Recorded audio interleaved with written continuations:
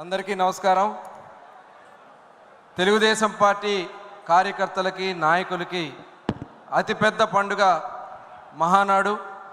స్వర్గీయ అన్న నందమూరి తారక రామారావు గారి జయంతిని పురస్కరించుకుని మనం జరుపుకునే ఈ కార్యక్రమాల్లో కడప గడ్డపైన మహానాడు 2025 కార్యక్రమంలో కార్యకర్తే అధినేతనే తీర్మానం మీద మాట్లాడే అవకాశం కల్పించినందుకు గౌరవ ముఖ్యమంత్రి వర్యులు జాతీయ పార్టీ అధ్యక్షులు నారా చంద్రబాబు నాయుడు గారికి, యువ నాయకులు యువగళం నాయకులు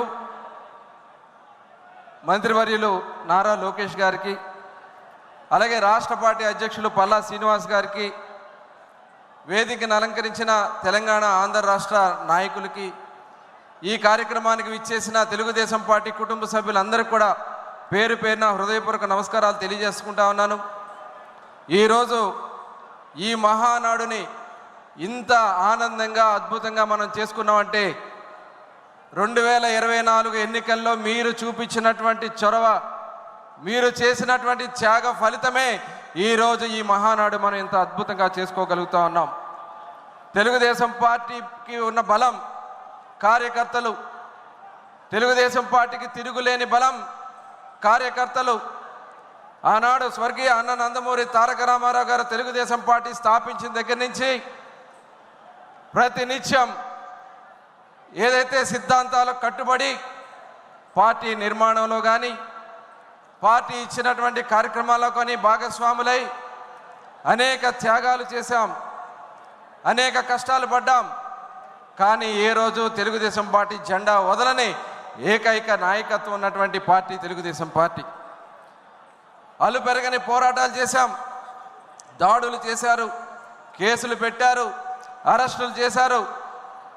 కానీ ఎక్కడా కూడా వెన్ను చూపక, త్యాగాలకి లెక్క చేయక పార్టీ జెండాని దించాలని ఎవరైతే ప్రయత్నం చేశారో పార్టీ జెండాని నిలబెట్టే విధంగా పనిచేసినటువంటి చరిత్ర ఒక తెలుగుదేశం పార్టీ కార్యకర్తల్లోనే ఉంది.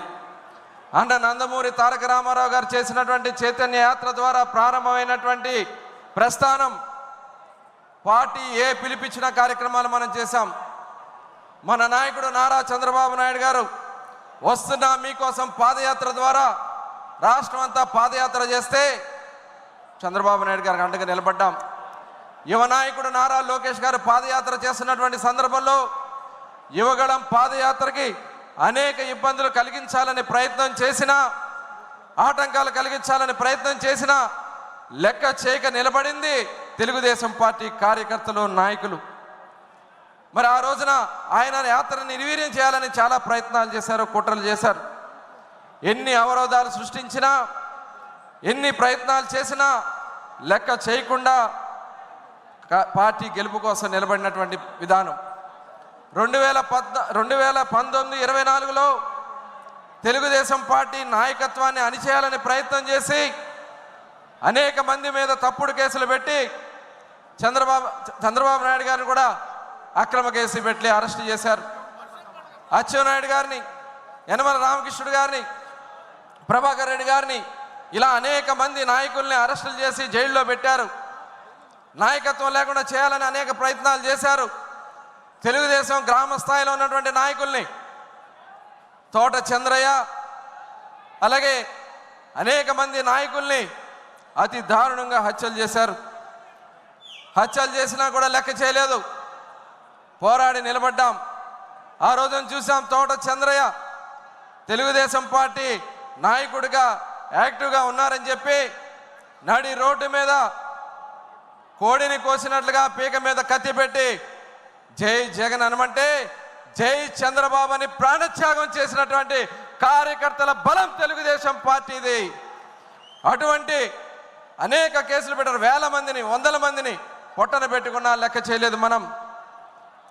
మన నాయకుడు నారా చంద్రబాబు నాయుడు గారు 53 రోజుల పాటు ఒక అక్రమ కేసు బనాయించి ఆయన అరెస్ట్ చేసి మనల్ని ఎవరిని రోడ్డు మీద రాకుండా ప్రయత్నాలు చేసినా లెక్క చేయకుండా నిలబడినది తెలుగుదేశం పార్టీ కార్యకర్తలు, నాయకులు.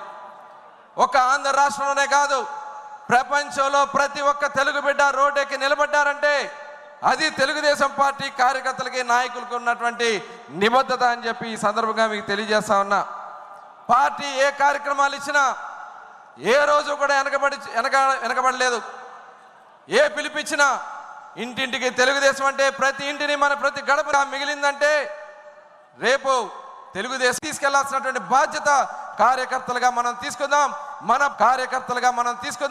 మన భవిష్యత్తు, మన కుటుంబాల భవిష్యత్తు మన నాయకుడు తీసుకుంటారని ఈ సందర్భంగా తెలియజేసుకుంటూ మరి కార్యకర్త అధినేతనే ఏదైతే దీనికి తీర్మానానికి మాట్లాడే అవకాశం కల్పించినందుకు గౌరవ ముఖ్యమంత్రి గారికి ధన్యవాదాలు తెలియజేసుకుంటూ సెలవు తీసుకుంటా ఉన్నాను. జోహార్ అన్న ఎన్టీఆర్.